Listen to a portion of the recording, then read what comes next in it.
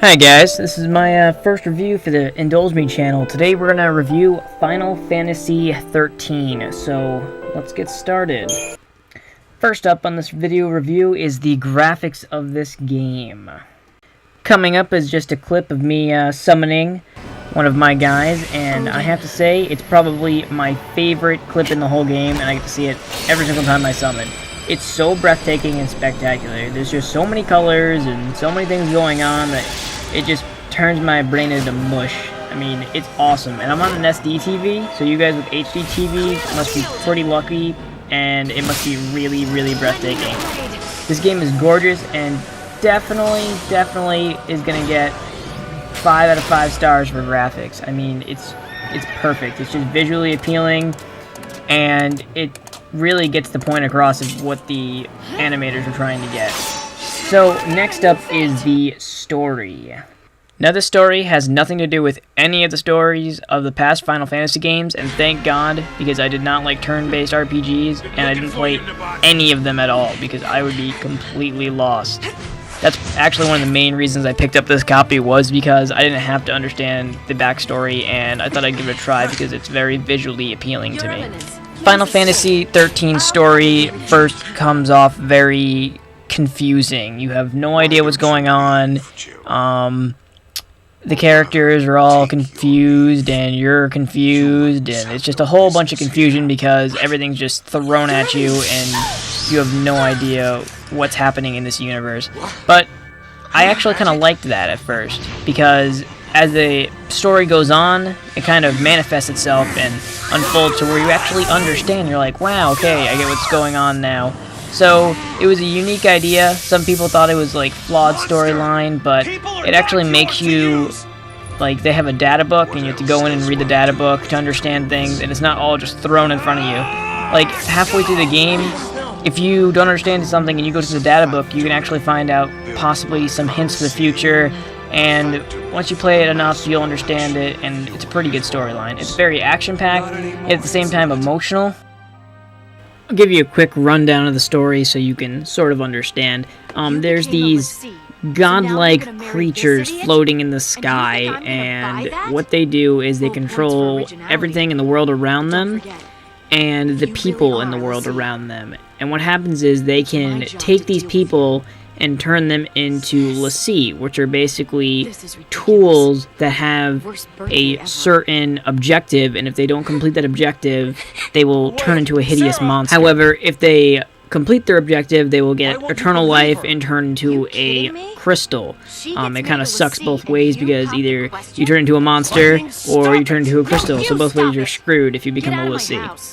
Now, the people are afraid of l'Cie because they have magic powers and because they don't believe they're human anymore. So Lightning Sister becomes a l'Cie, and now she's technically the enemy until Lightning turns into a l'Cie herself, and that is the whole storyline. So let's get to the gameplay. Bum bum bum. First I'm gonna go through all the garbage, and then I'll leave a clip so you can watch the actual gameplay. So saving is very easy. There's these floating little, I don't know, computer looking things. You go to them, you hit save. Items are in these little orbs. You touch the orb, you get the item. The other thing they have is the equipment, where you just go in, you hit Y, you go in and you change what you're equipped with, your item, and then your accessory. It's fairly easy. There's tons of stuff you can do. You can also optimize and choose between balance, defense, and offensive, and it'll actually change the weapons and accessories to that need, so you don't have to do it yourself. Now, another feature is the upgrade feature, which is also in those little floating computer thingies. You click on a weapon, you click on items that you pick up from dead guys that are given to you as rewards, depending on how you do, and you just go at it and pick as many as you want to upgrade, and then it'll increase, like, experience bonuses, attack bonuses, magic, etc. Now, next is the Crystarium, and this is how you upgrade your characters. It's this little flower-looking thing. You pick Commando, or whatever your character is.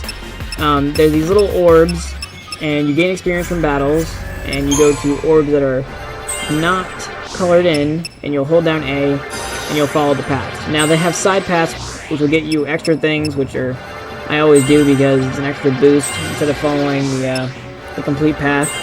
It wastes a little bit more experience, but it's always like +3 magic, +3 health, so it'll help you out in the future.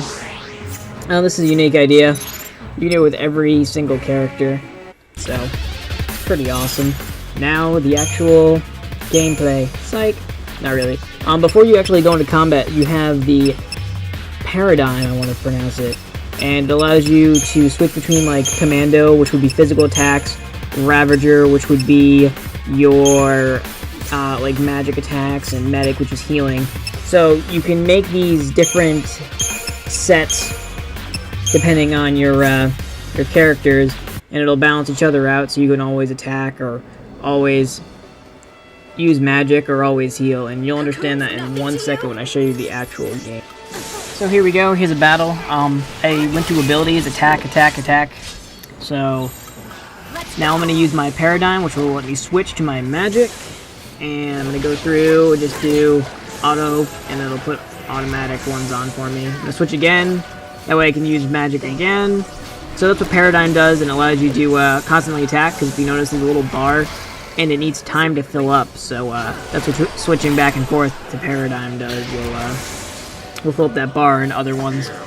So what's happening is I'm just trying to attack them as much as I can, because there's a bar on the top right fills up with yellow and red, and when it gets all the way yellow you stagger them and you'll do about double the damage. And then if you constantly attack them while they're when they have that double damage, you'll actually increase the damage percentile, so it can go from like 268, and if you keep attacking you can go all the way up to like 500 or whatever, how much damage you do. So that's basically what I'm trying to do right now, just get that bar up to the top. He's going to stagger in a couple seconds. Now another thing you can do is preemptive strikes. Since this is a boss, I couldn't do it to him.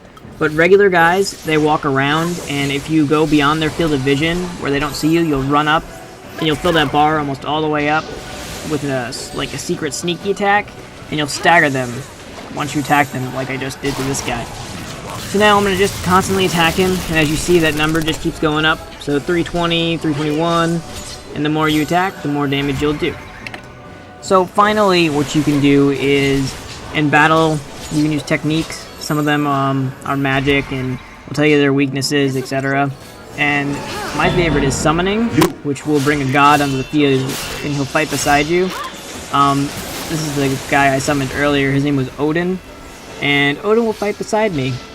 And he's basically a BAMF, so all you gotta do is constantly switch between your Paradigm and attack. Now the bottom right is Odin's attack. It's that purplish bar. When it goes all the way down to the bottom, he'll go away. So I wait till it gets pretty close, and then I go to Destalt mode, which is where I will actually ride Odin, because he transforms into a horse. And it allows me to do some more attacks, and then finally an ultimate attack. So this is the Destalt mode, where I'm on top of him, and there's different combinations of buttons.